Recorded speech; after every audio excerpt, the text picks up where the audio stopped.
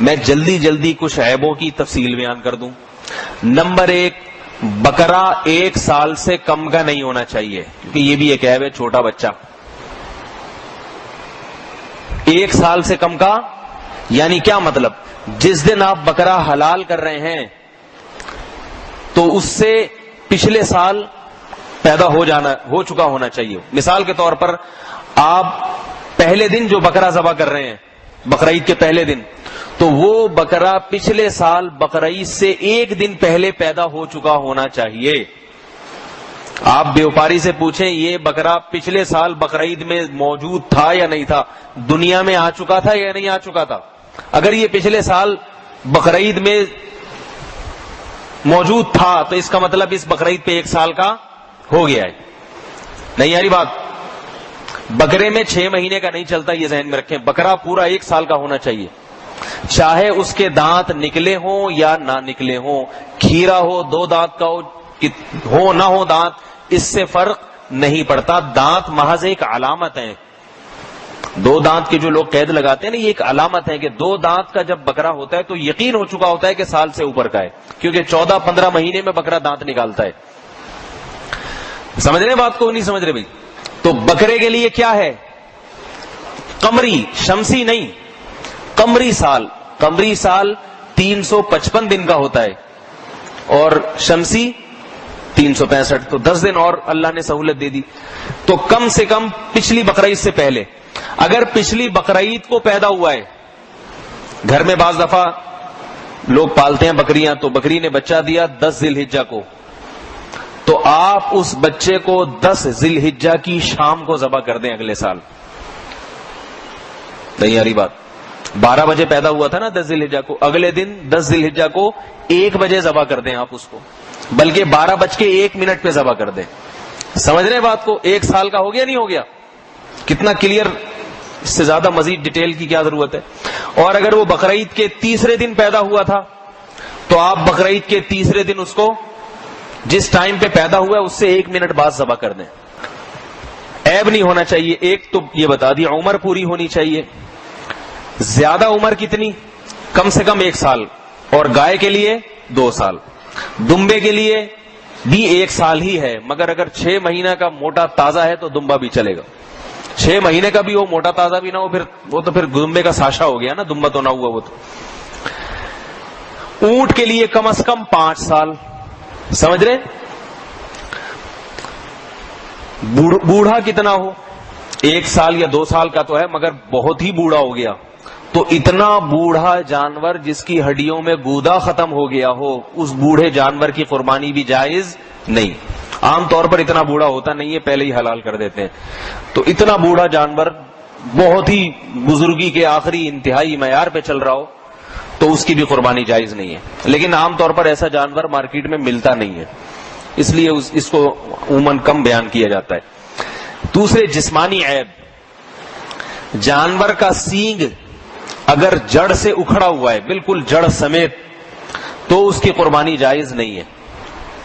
لیکن اگر سینگ جڑ سمیت نہیں ہے، بلکہ آج کل سینگوں کی گھسائی ہوتی ہے، بالکل جڑ کے قریب سے کاٹا جاتا ہے اس کو، تو اس کی قربانی بلا کراہت جائز ہے، اس میں کوئی حرج نہیں ہے. بالکل جڑ سے اکھاڑ دیا، وہ پھر اس کا دماغ پہ چوٹ لگتی ہے جانور کے، وہ اس لیے اس کی قربانی درست نہیں.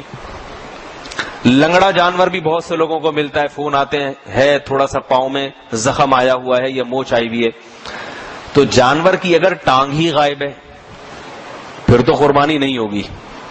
لیکن اگر لنگڑا کے چلتا ہے تو اتنا بھی اگر چل لیتا ہے نا کہ آپ اس کو وہاں سے چارہ دکھائیں قریب سے 2-3 میٹر سے، اور وہ چارے تک چل کر آ جائے تو اس کی قربانی بھی جائز ہے.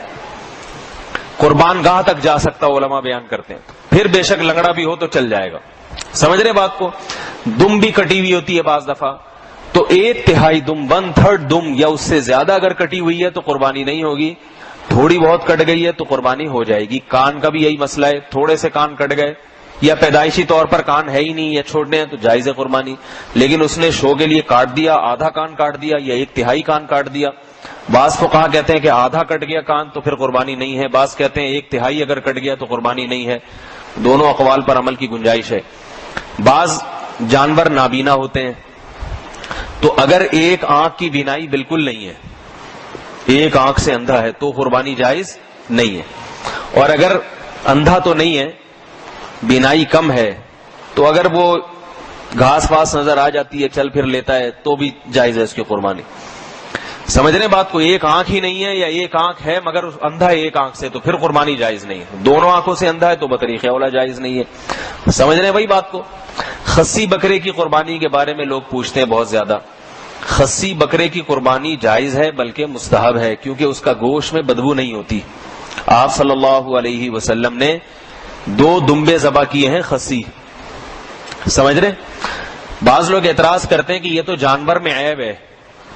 تو یاد رکھیے, جانور کے حق میں عیب ہے, ہمارے حق میں یہ عیب نہیں ہے, کیونکہ اس سے اس کے گوشت میں اور زیادہ, تو گوشت بھی زیادہ ہوتا ہے اور گوشت میں بدبو بھی نہیں ہوتی. تو قربانی ہم جو پیش کر رہے ہیں نا, تو ہمارے لیے یہ جانور مہنگا جانور ہے عام جانوروں سے, اس لیے جائز ہے. البتہ کوئی جانور پیدائشی طور پر خصی ہو, نہ نر ہے نہ مادہ, پیدائشی, تو فقہا نے بیان کیا کہ اس کی قربانی درست نہیں ہے, کیونکہ اس کے گوشت میں عیب ہوتا ہے. جو پیدائشی خصی ہوتا ہے نا جانور, اس جانور کا گوشت اچھا نہیں ہوتا, اس لیے وہ عیب ہے, اور وہ جانور سستے بھی اسی وجہ سے بکتے ہیں. لیکن کسی کو خود خصی کیا ہو تو اس کی قربانی جائز ہے.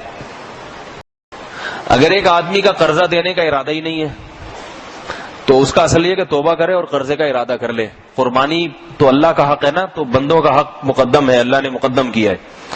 تو وہ قربانی کے بجائے پہلے یہ نیت کرے میں قرض ادا کروں گا, اس لیے اس پہ قربانی واجب نہیں ہے, بلکہ اس پہ قرضہ جو ادا نہیں کر رہا ہے اس گناہ سے توبہ کرنا واجب ہے. حدیث میں آتا ہے ہر ایک شہید کا بھی سارے گناہ معاف ہوتے ہیں, قرضہ شہید کا بھی معاف نہیں ہوتا. اس سے اندازہ لگائیے. نبی صلی اللہ علیہ وسلم نماز جنازہ نہیں پڑھاتے تھے جس پہ قرضہ ہوتا تھا, جب تک کوئی اس کے قرضے کا کفیل نہیں بن جاتا. تو اتنی سخت وعید ہے اس پر. اچھا, قرضہ لے کے قربانی کرنا, یہ بھی لوگ پوچھتے ہیں. تو قرضہ لے کے قربانی کرنا بھی جائز ہے, بشرطے کہ آپ کو قرضے کی ادائیگی کا مکمل یقین ہو کہ میرے پاس اتنے پیسے میں ادا کر دوں گا, اس لیے قرضہ لے کے قربانی کرنے میں کوئی حرج نہیں ہے.